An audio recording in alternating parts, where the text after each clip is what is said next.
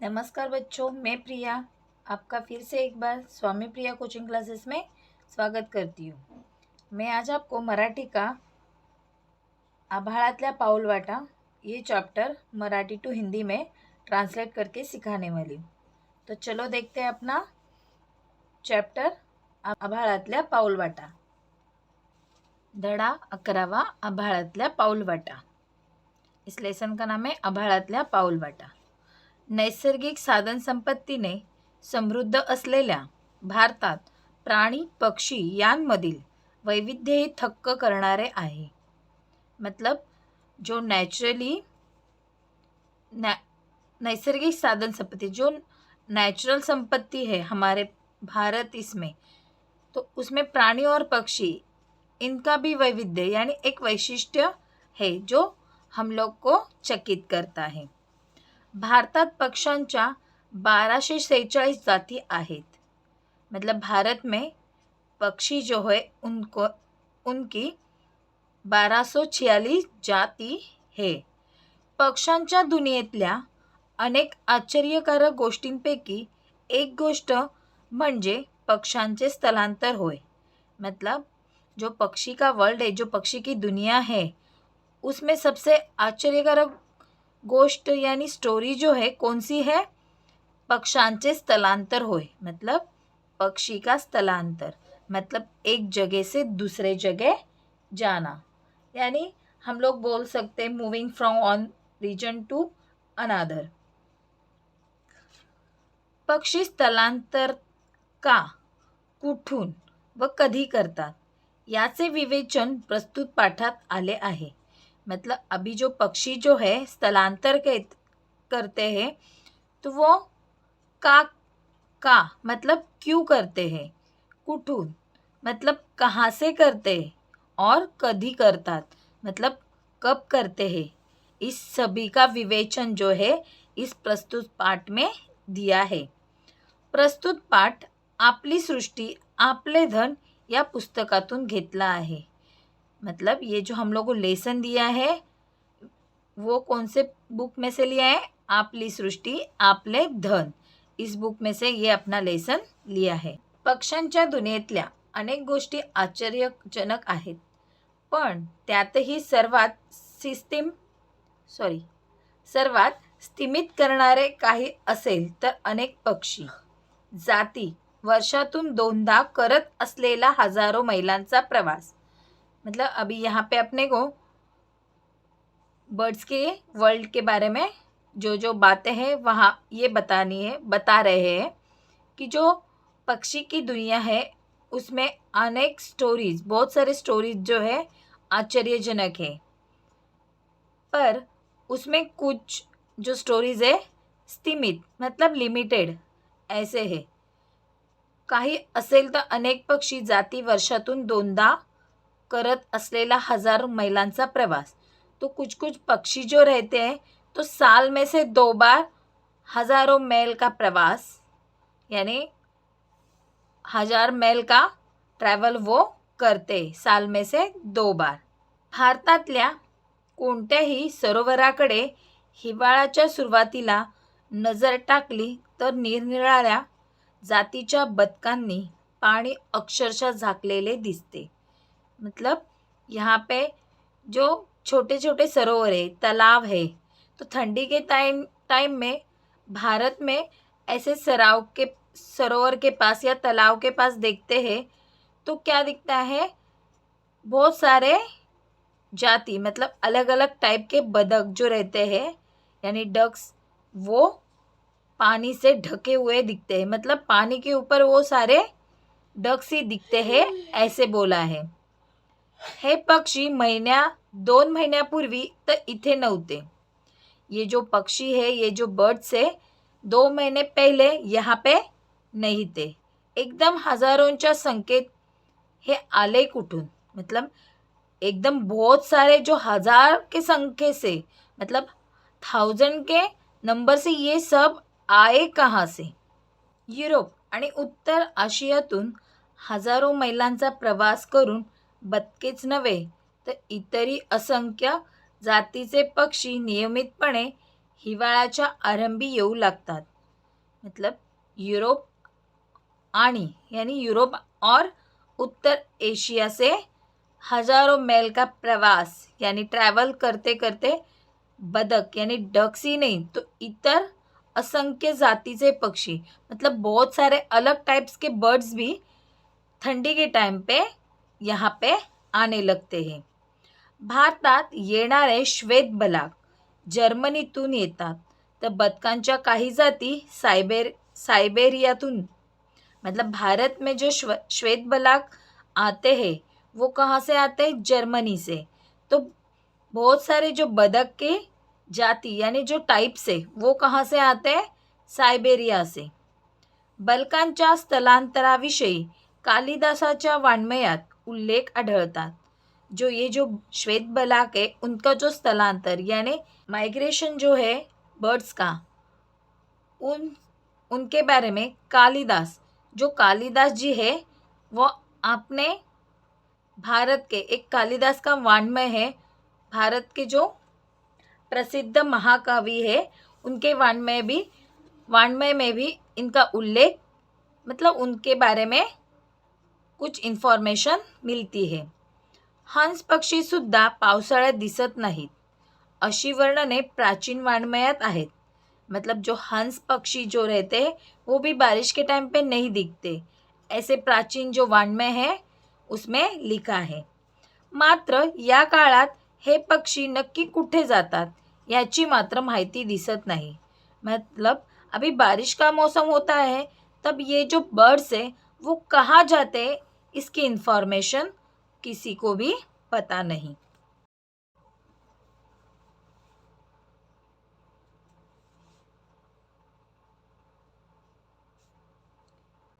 याच्या उलट युरोपमध्ये अनेक पक्षी हिवाळ्यात दिसेनासे होतात याची जाणीव होती पण ते नक्की काय करतात हे कुणालाच माहीत नव्हते.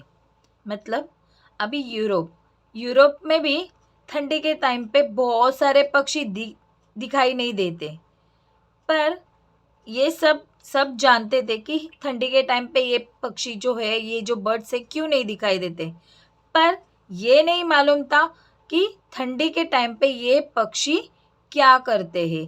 ये किसी को भी इसकी इन्फॉर्मेशन नहीं थी.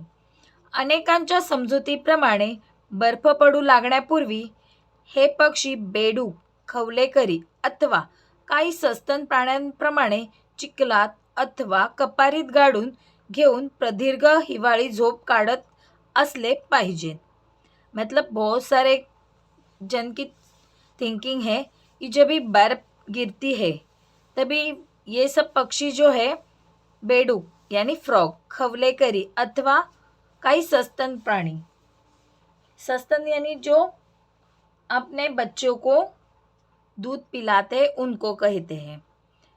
तो ये जो प्राणी जो है सब चिखल में या कपारी जो पत्थर दगड़ जो रहते पत्थर बड़े से उनमें छुपे हुए रहकर पूरा ठंडी का मौसम में नींद निकालते होंगे ऐसे बहुत सारे जन को लगता है. पुढे माणूस एका खंडातून दुसऱ्या खंडात प्रवास करू लागला तेव्हा त्यांच्या लक्षात आले की आपल्या खंडातून गायब होणारे पक्षी त्याच ऋतूत दुसऱ्या खंडात दिसून येतात.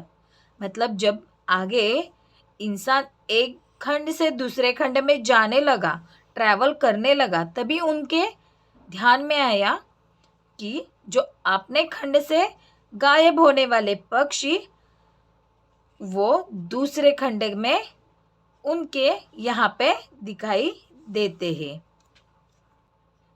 पक्ष्यांच्या स्थलांतराचा अभ्यास करणे ही काही सोपी गोष्ट नाही. मतलब अभी पक्षी जो स्थलांतर करते उसकी स्टडी करना इजी नहीं है. पण अवघडातल्या अवघड प्रश्नातून विज्ञानाला मार्ग काढावा लागतो. बट जो कितना भी हार्ड क्वेश्चन रहे फिर भी उसमें से साइंस को कुछ न कुछ ढूंढ निकालना ही पड़ता है, मार्ग निकालना ही पड़ता है. पक्षाच्या स्थलांतराचे मार्ग शोधण्यासाठी एक साधा पण कष्टसाध्य उपाय गेल्या शतकापासून वापरला जात है। मतलब अभी ये जो पक्षी जो है स्थलांतर कैसे करते हैं, उसका मार्ग ढूंढने के लिए उन्होंने क्या किया, एक साधा पण कष्टसाध्य उपाय गेल्या शतकांपासून वापरला जाता है। मतलब एक सिंपल सा उपाय ढूंढा, पर कष्ट मतलब मेहनत वाला उपाय शतक यानी 100 साल से इस्तेमाल करते आए हैं। एखाद्या विशिष्ट भागात अनेक पक्षी पकडून त्यांच्या पायात खुणेचे वाळे अडकवून द्यायचे। मतलब अभी एक विशिष्ट एरिया में बहुत सारे पक्षी पकड़कर उनके पैर में क्या करते थे, खुनेचे वाले, मतलब जिसमें उनके पैर में मार्किंग साइन वाले वाले यानी जो कड़ा जो रहता है वो पैर में लगाते थे। ॲल्युमिनियमचे बनवलेले हे वाळे हलके असतात, त्याचे पक्ष्यांना ओझे होत नाही। मतलब ये जो कड़े बनाते थे एल्यूमिनियम से बनाते थे, क्योंकि ये जो एल्यूमिनियम के कड़े रहते हैं वो कैसे रहते हैं, हल्के रहते और उसका वजन पक्षी को नहीं होता। या वाळ्यावर ज्या संस्थेने ते लावले त्या संस्थेचे नाव आणि खुणेचा क्रमांक असतो। मतलब ये जो वाळे है यानी ये जो कड़े है जिस संशोधन संस्थे ने लगाए है उस संस्थे का नाम और उनका खून क्रमांक उस पे रहता है। कोणत्या क्रमांकाचे वाळे कोणत्या पक्षाला कुठे आणि केव्हा, मतलब अभी कौन से पक्षी को कौन से क्रमांक का कड़ा लगाया, कहाँ पे और केव्हा लावले याची संस्थेकडे नोंद असते। मतलब अभी ये जो अपना कड़ा है उस पे पक्षी को जब वो कड़ा लगाते उसके पैर में तो पक्षी कौन से पक्षी को कहाँ पे कभी ये कड़ा लगाया उसकी नोंद जो नोट है वो जो संस्था रहती है उसमें किया रहता है। वाळे अडकवलेले हे पक्षी पुन्हा मोकळे सोडले जातात। मग अभी जो पक्षी पकड़े उनके पैर में जो कड़े लगाते वो कड़े लगाने के बाद उन पक्षियों को खुला छोड़ा जाता है।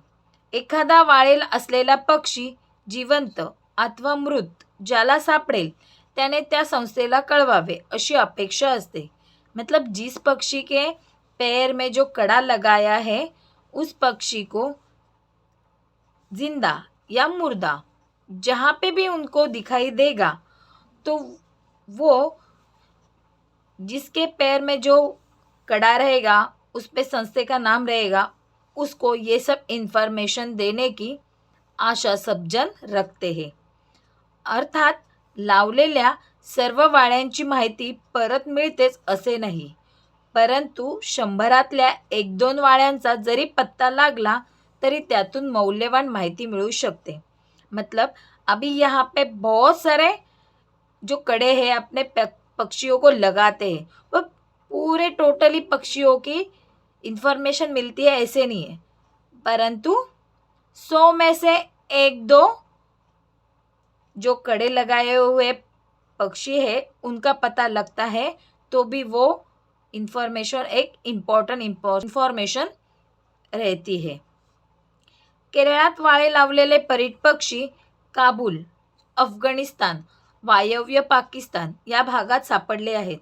मतलब अभी केरल में कुछ पक्षियों को वो कड़े लगाए, वही पक्षी कहाँ पे दिखाई दिए, काबुल, अफगानिस्तान, वायव्य पाकिस्तान ये एरिया में दिखाई दिए। केरळातलाच एक रानपरीट यानी फॉरेस्ट वाकटेल ब्रह्मदेशात सापडला आहे। मतलब केरल का जो एक रानपरीट पक्षी है वो कहाँ पे मिला, ब्रह्मदेश में। जर्मनीत वाळे लावलेला बलाक बीकानेरमध्ये सापडला है और जर्मनी में जो कड़े लगाया हुआ बलाक पक्षी जो है वो बीकानेर में मिला है। अलीकडच्या काळात विमाने आणि रडार यंत्रामुळे सुद्धा पक्ष्यांच्या स्थलांतराविषयी मोलाची माहिती मिळाली आहे। मतलब अभी जो अपने एरोप्लेन्स और रडार यंत्रणा जो है उनकी वजह से भी पक्षी के स्थलांतर की इन्फॉर्मेशन मिळती है. तरीसुद्धा पक्ष्यांच्या या गूढ सवयीसंबंधीची कित्येक रहस्य अद्याप उकललेली नाहीत. फिर भी इन जो पक्षियों के जो गूढ़ मतलब गड़े हुए उनके आदतें हैं, उस सब चीज़ों के बारे में बहुत सारे रहस्य समजे हुए नाही है. पक्ष्यांच्या स्थलांतराचे अनेक प्रकार पाडता येतील. मतलब अभी जो ये पक्षी का स्थलांतर है उसके बहुत सारे टाइप्स करने को आ सकते हैं. हिमालय सारख्या पर्वतरांगांमध्ये राहणारे पक्षी थंडीत खाली दरीत अथवा सखल भागात उतरतात आणि उन्हाळ्यात परत वर सरकतात. मतलब अभी यहाँ पे हिमालय जो पर्वत है अपना, वहाँ पे जो पक्षी रहते हैं वो ठंडी के टाइम में नीचे दरी में खोल भाग में उतरते हैं और गर्मी जब भी उन्हाळा मतलब गर्मी में वो फिर से ऊपर आते हैं. त्यांचा एकूण प्रवास काही किलोमीटरचाच असतो. उनका जो प्रवास रहता है थोड़े से ही किलोमीटर का रहता है. अनेकदा दुष्काळ, महापूर अथवा बर्फवृष्टीमुळे एखाद्या प्रांतात अन्न मिळेनासे झाले की पक्षी तो प्रांत सोडून तात्पुरते दुसरीकडे जातात. मतलब बहुत सारे टाइम पे दुष्काळ, महापूर या बर्फवृष्टि होती है. उस टाइम पे उस प्रांत में या तो उस एरिया में जब अन्न मिलना मुश्किल होता है, तब वे पक्षी क्या करते, वो एरिया छोड़ के थोड़े दिन के लिए दूसरे जगह जाते हैं. मुळात अन्नाचे दुर्भिक्ष ही स्थलांतरामागची मूळ प्रेरणा आहे. मतलब मेन जो स्थलांतर की जो मूल प्रेरणा है किसकी वजह से है? अन्नाचे दुर्भिक्ष. मतलब अन्न जो मिलता है उनको पक्षियों को, उनकी कमतरता के वजह से पक्षी स्थलांतर करते हैं. पक्ष्यांना थंडी वाऱ्याची फारशी काळजी नसते. जो पक्षी रहते हैं उनको ठंडी या हवा से कुछ फरक नहीं पड़ता. अन्नाचा पुरेसा पुरवठा असेल तर पक्षी बर्फाळ प्रांतातही व्यवस्थित जगू शकतात. मतलब उनको खाने के लिए अन्न अच्छे से रहेगा तो वो पक्षी बर्फाळ एरिया में भी अच्छे से रहते हैं. एरवी 2 ते 5,000 मीटर उंचीपर्यंत सापडणारे हिमकाक पक्षी एव्हरेस्ट चढणाऱ्या गिर्यारोहकांच्या मागे मागे 8,500 मीटर म्हणजेच सुमारे 27,000 फुटापर्यंत आलेल्याची नोंद आहे.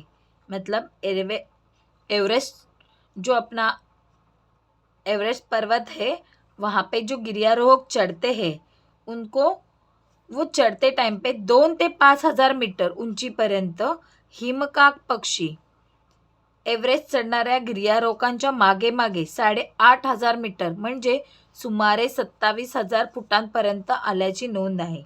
मतलब जो हिमकाक पक्षी है वो अपने एवरेस्ट के ऊंचाई पर 2 या 5,000 मीटर तक ऊंचाई पे चढ़ते हुए दिखाई देते हैं. किनको? जो एवरेस्ट पे गिर्यारोहक चढ़ते हैं उनके साथ साथ वो 8,500 मीटर चलते, मतलब 27,000 फुट तक वो दिखाई देते, ऐसे नोंद बताई है. एवढ्या उंचीवर या पक्ष्यांना बर्फ, थंडी आणि हवेची कमी होत जाणारी घनता याचा कोणत्याही प्रकारे त्रास होत असलेला दिसत नहीं. मतलब इतने ऊंचाई पर ये पक्षी चढ़ते हैं तो उनको बर्फ, ठंडी या हवे की कमी इनका कोई तकलीफ हुई है ऐसे दिखाई नहीं देता है. हिवाळ्यात पक्षी दक्षिणेकडे स्थलांतर करतात. ते थंडीमुळे नाही तर बर्फ पडून अन्न शोधने कठिन झाल्यामुळे. मतलब ठंडी के टाइम पे जो पक्षी जो रहते दक्षिण के तरफ स्थलांतर करते. क्यों? ठंडी की वजह से नहीं तो बर्फ गिरती है उसके वजह से उनको अन्न ढूंढना मुश्किल होता है उसके लिए. अनेक पक्षी असे आहेत की जे बर्फ पडायला लागण्याच्या बरेच आधी अन्न अद्यापही भरपूर उपलब्ध असतानाच आपल्या दक्षिण यात्रेला सुरुवात करतात. मतलब बहुत सारे जो पक्षी जो है बर्फ़ पड़ने के पहले से ही अपने अन्न की वजह से वहाँ से वो जो एरिया में रहते हैं उनके उस एरिया से दक्षिण यात्रा के लिए शुरुआत करते हैं, मतलब उनका जो एरिया है वो छोड़ के दक्षिण यात्रा को स्टार्ट करते हैं. हे पक्षी स्थलांतरासाठी अन्नाच्या तुटवड्याची वाट पाहत बसत नाहीत. मतलब ये जो पक्षी है वो अन्न की कमी की राह नहीं देखते, वो अपनी बस दिशा चालू करते हैं कि मुझे यहाँ से निकलना है, कि मुझे अन्न की कमी महसूस नहीं होनी चाहिए. सूर्य दक्षिणेकडे झुकू लागला की त्याचे मन जणू उचल खाते. दक्षिणेची ओढ लागते. आतील अस्वस्थता वाढ़ते. मतलब ये जो पक्षी है उनकी दशा देखो कैसे है.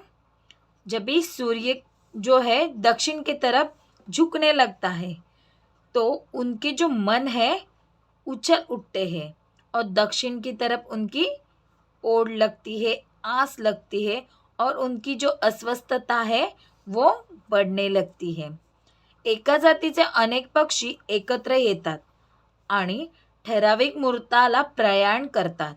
मतलब जब भी दक्षिण प्रयाण यानी दक्षिण यात्रा को जब भी शुरुआत करते हैं तो बहुत सारे जाति के बर्ड से एक साथ आते हैं और ठराविक मुहूर्त यानी एक ठराविक टाइम पे वो प्रयाण यानी प्रस्थान करते हैं. या पक्ष्यांच्या बाबतीत स्थलांतराचा आता अन्नाशी संबंध उरला नसून ठराविक ऋतूत ठराविक दिशेने झेप घेणे हा एक धार्मिक विधी असल्यासारखा त्यांच्या जीवनाचाच एक भाग झाला आहे. मतलब ये जो पक्षी है उनके बारे में सिर्फ स्थलांतर करना किसकी वजह से, अन्न की वजह से, इतना ही नहीं तो ठराविक ऋतूत ठराविक दिशेने झेप घेणे, मतलब फिक्स सीजन में फिक्स जगह पे घूमना यानी उड़ना, यही उनकी धार्मिक विधि है. ऐसे उनके एक जीवन का एक भाग है, ऐसे बताने की कोशिश की है. परतीच्या प्रवासाचेही तसेच. मतलब जब भी वो वापस अपने एरिया में आते हैं तो उस टाइम पे भी उनका प्रवास ऐसे ही रहता है कि लिमिटेड पीरियड में वहाँ से निकलना और उनके जगह पे आना. वसंतागमला सगळेच पक्षी अनामिक ओढीने आपल्या उत्तरेतल्या घराकडे निघतात. मतलब जो भी वसंत ऋतु रहता है उस टाइम पे बहुत सारे पक्षी अनामिक मतलब अपने आप ही ओढ़ की वजह से उत्तर के तरफ जो उनके घर रहते हैं उनके तरफ निकल पड़ते हैं. तो बच्चों, मेरा आज का ये वीडियो आपको कैसे लगा ये कमेंट बॉक्स में ज़रूर लिखिए. अगर आपको कोई सवाल हो तो आप मुझे नीचे कमेंट बॉक्स में लिख सकते हैं. अगर आपने मेरे चैनल को सब्सक्राइब नहीं किया है तो मेरे चैनल को सब्सक्राइब कीजिए, सब्सक्राइब बटन को प्रेस कीजिए, साथ में बेल आइकॉन को भी क्लिक कीजिए जिससे मेरी कोई भी नई वीडियो डालूँ उसका नोटिफिकेशन आपको मिल जाए. तो मिलते हैं मेरे अगली वीडियो में. तब तक टिल देन बाय.